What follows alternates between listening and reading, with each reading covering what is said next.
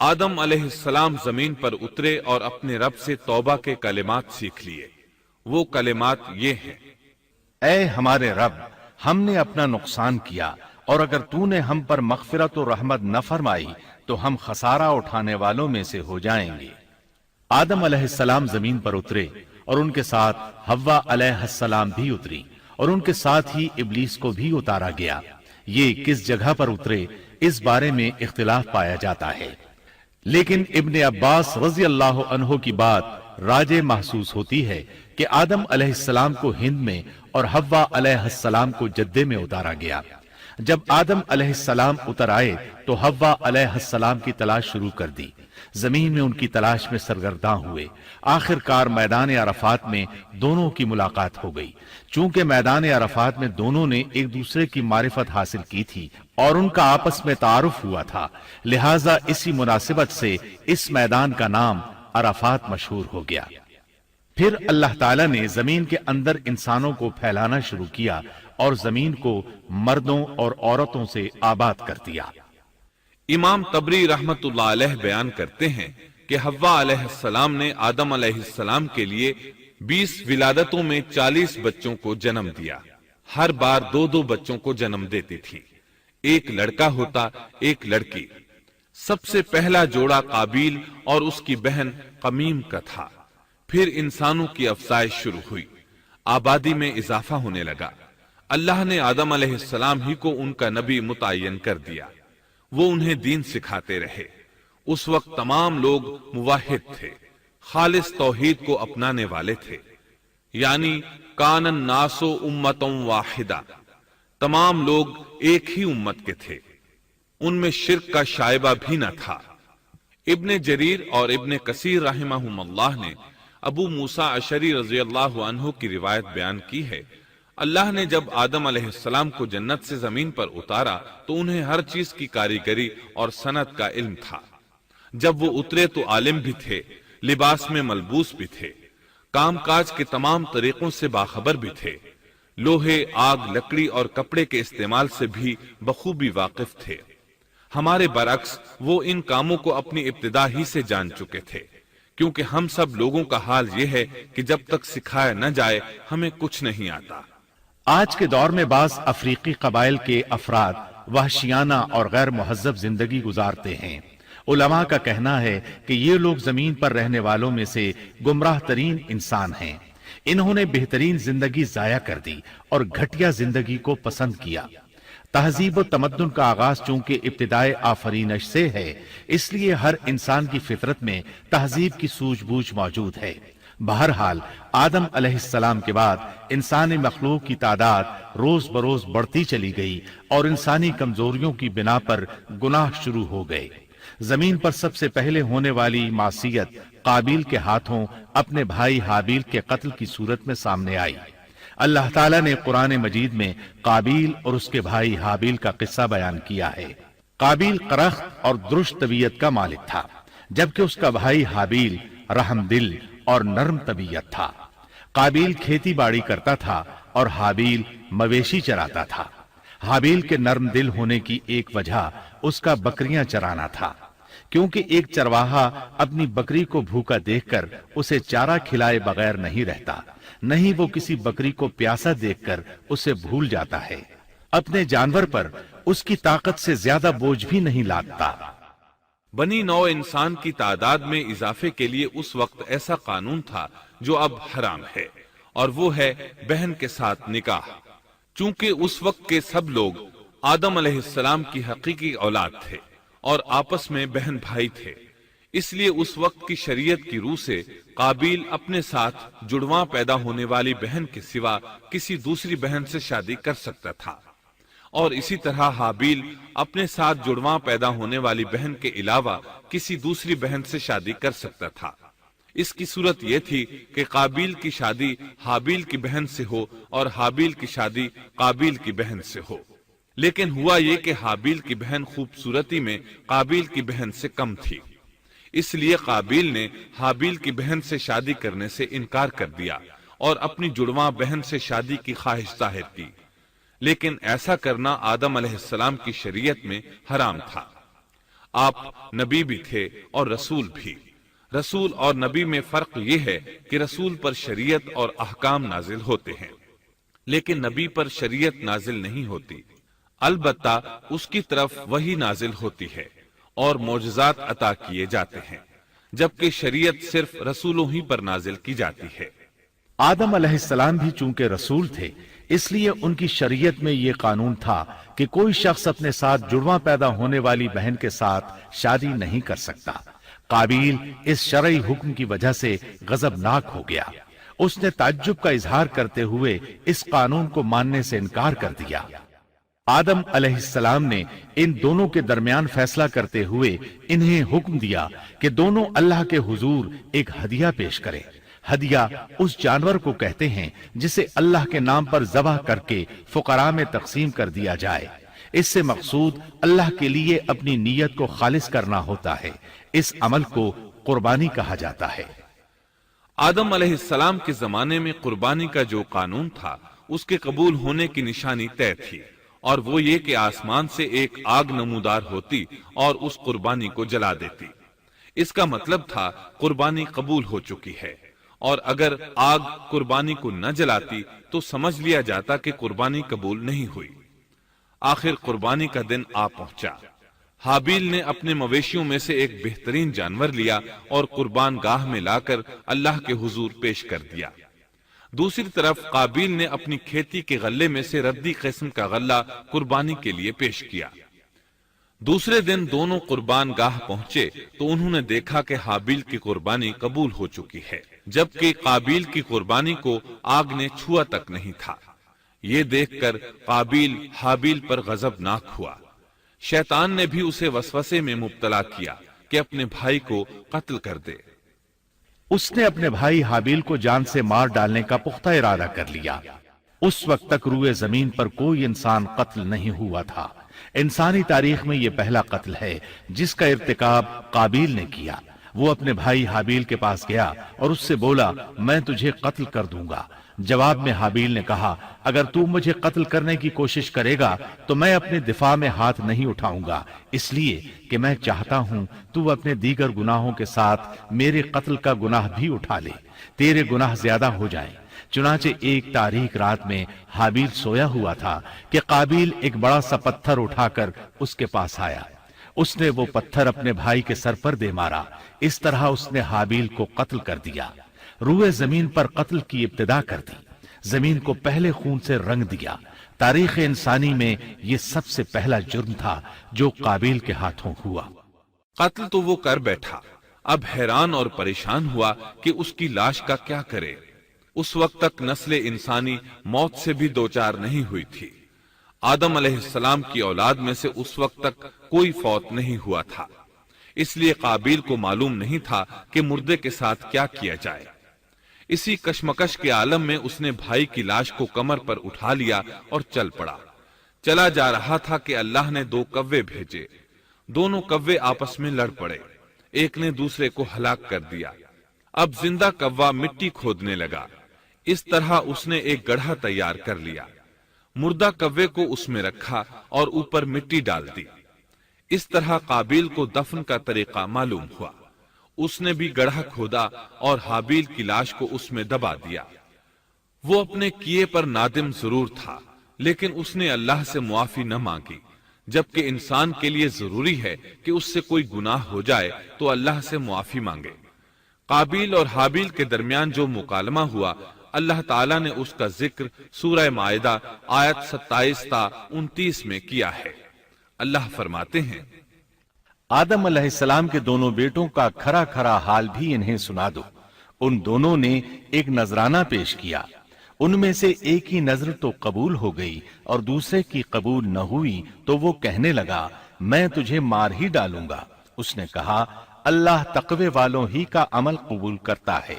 گو تو میرے قتل کے لیے دسترازی کرے، لیکن میں تیرے قتل کے لیے ہرگز اپنا ہاتھ نہیں بڑھاؤں گا۔ میں تو اللہ تعالی پروردگار عالم سے خوف کھاتا ہوں۔ میں تو چاہتا ہوں کہ تو میرا گناہ اور اپنا گناہ اپنے سر پر رکھ لے اور دوزخیوں میں شامل ہو جائے۔ ظالموں کا یہی بدلہ ہے۔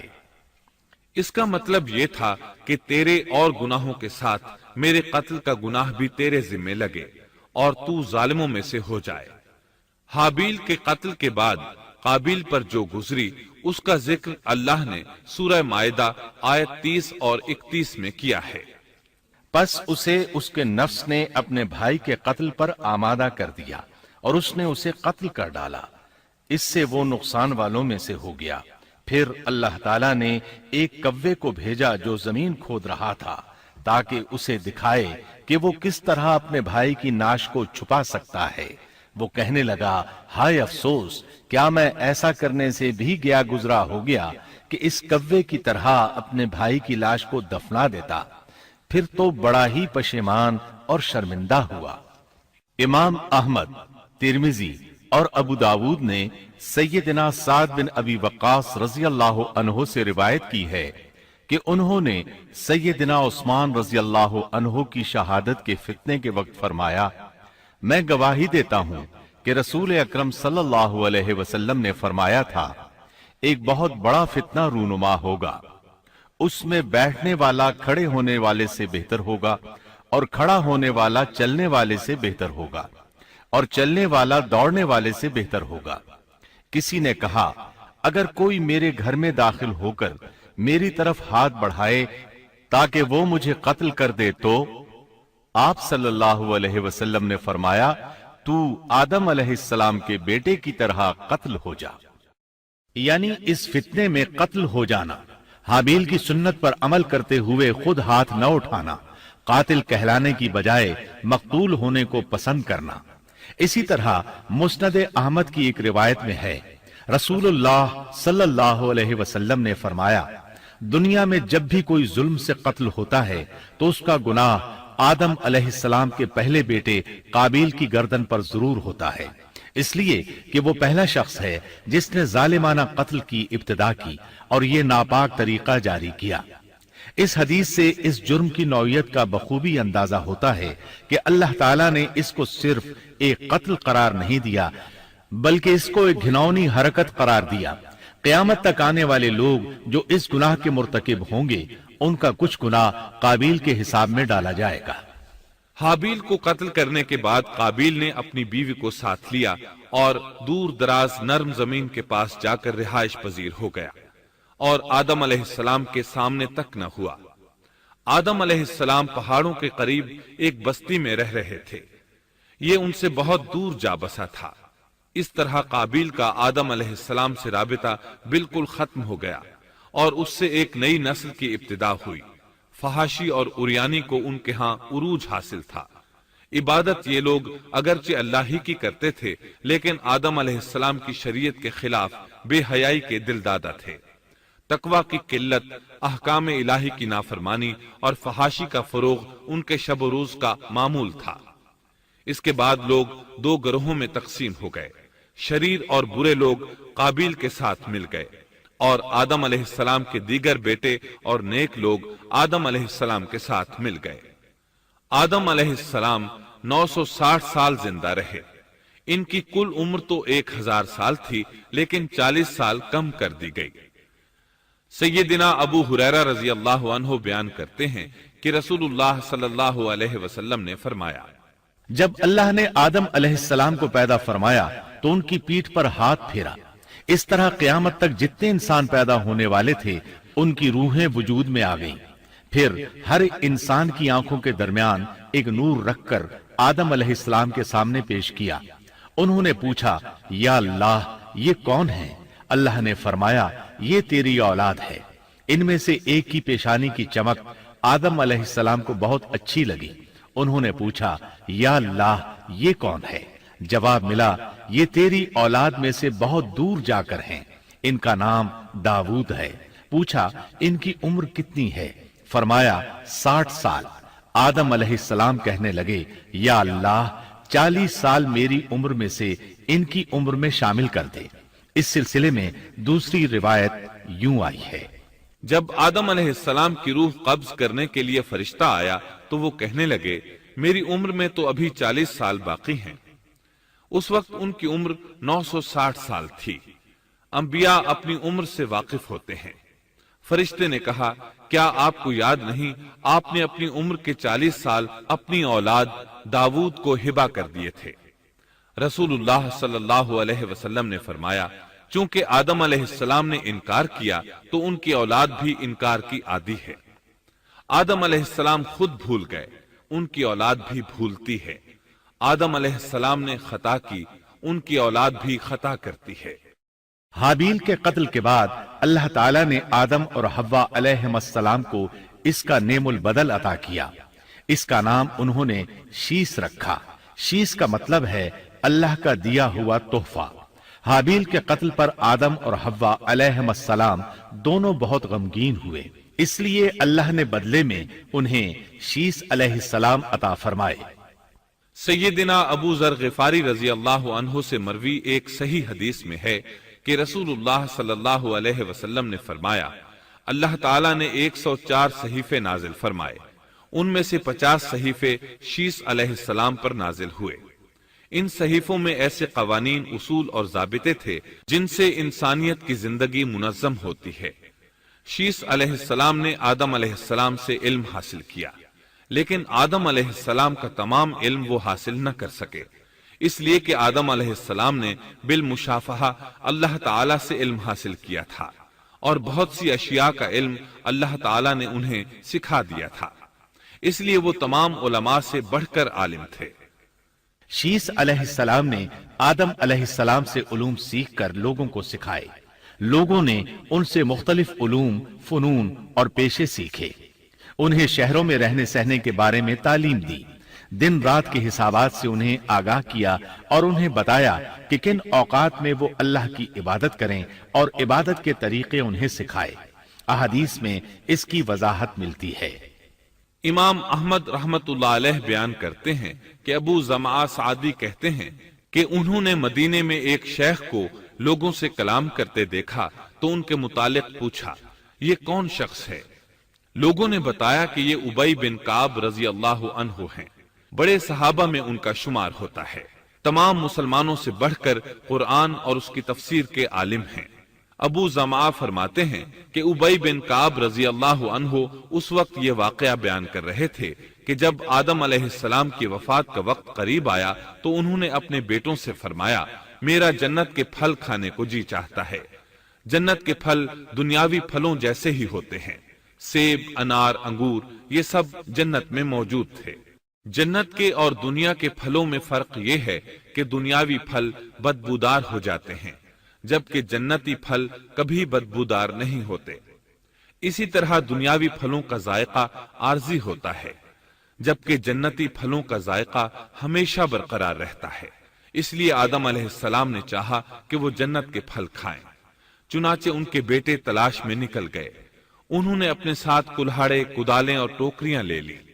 راستے میں انہیں فرشتے ملے، ان کے پاس آدم علیہ السلام کا کفن اور خوشبو وغیرہ تھی۔ انہوں نے پوچھا آدم کے بیٹو کس چیز کی تلاش میں ہو، کہاں جا رہے ہو؟ انہوں نے جواب میں کہا ہمارے والد مریض ہیں، انہیں جنت کے پھلوں کی خواہش ہے۔ فرشتے ان کے سامنے انسانی شکل میں آئے تھے، ان کی بات سن کر بولے واپس جاؤ، تمہارے والد فوت ہونے کے قریب ہیں، اب ان میں اتنی طاقت نہیں رہی کہ پھل کھا سکیں۔ جب فرشتے آدم علیہ السلام کی روح قبض کرنے کے لیے آئے تو حوا علیہ السلام نے انہیں پہچان لیا۔ وہ بلند آواز سے آدم علیہ السلام کو پکارنے لگی، ان کے ساتھ چمڑ گئیں۔ آدم علیہ السلام بولے مجھ سے الگ ہو جاؤ، پہلے بھی مجھے تمہاری وجہ سے مصیبت پہنچی تھی، میرے اور میرے رب کے فرشتوں کے درمیان سے ہٹ جاؤ۔ پھر فرشتوں نے آدم علیہ السلام کی روح قبض کی، انہیں غسل دیا، کفن پہنایا، خوشبو لگائی، آپ کی قبر کھودی، پھر انہوں نے آدم علیہ السلام کی نماز جنازہ ادا کی۔ اس کے بعد انہیں قبر میں اتارا، پھر اوپر مٹی ڈال دی اور بولے آدم کے بیٹو تمہارے لیے یہی طریقہ ہے۔ اس وقت تک لوگ کفن دفن کے احکامات سے واقف نہیں تھے، انہیں علم نہ تھا کہ قابیل نے اپنے بھائی کو کیسے دفن کیا تھا، اس لیے فرشتوں کو بھیجا گیا تاکہ تدفین کا طریقہ بتا دیں۔ تو اس طرح انسان کو دفن کرنے کا طریقہ معلوم ہوا جو فرشتے لے کر آئے تھے۔ آدم علیہ السلام نے اپنی 960 سال کی مکمل زندگی میں سوائے اس درخت کا پھل کھانے کے اور کوئی خطا نہیں کی۔ یہ تھا ہمارے باپ سیدنا آدم علیہ السلام کا اسوہ اور سیرت طیبہ کا حال۔ آپ کی وفات کے 1 سال بعد حوا علیہ السلام بھی وفات پا گئیں۔ Thanks for watching. Don't forget to like, comment, share and subscribe to